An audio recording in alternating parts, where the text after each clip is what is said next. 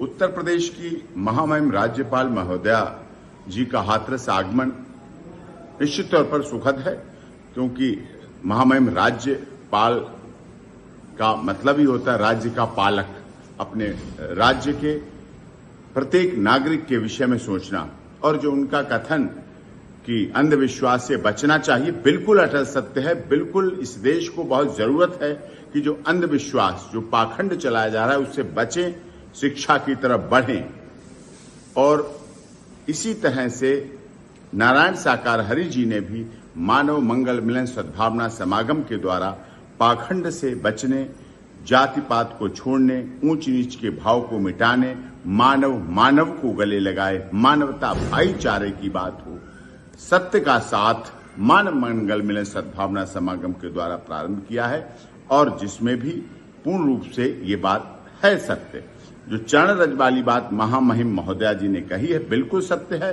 यदि चरण रज से बीमारियां दूर होती हों तो फिर देश के माननीय प्रधानमंत्री जी को इतनी तत्परता के साथ कोरोना कोविड वैक्सीन नहीं बनानी पड़ती, फिर इतने एम्स नहीं खोलने पड़ते, फिर इतने अस्पताल, इतनी दवाएं, इतना रिसर्च, इतनी मेडिसिन पर सब कुछ सरकार को नहीं करना पड़ता। निश्चित तौर पर यह अंधविश्वास है, और इसीलिए नारायण साकार हरि जी के यहाँ इस तरह का कोई अंधविश्वास, अब तो पैर छूने का भी प्रचलन नहीं है।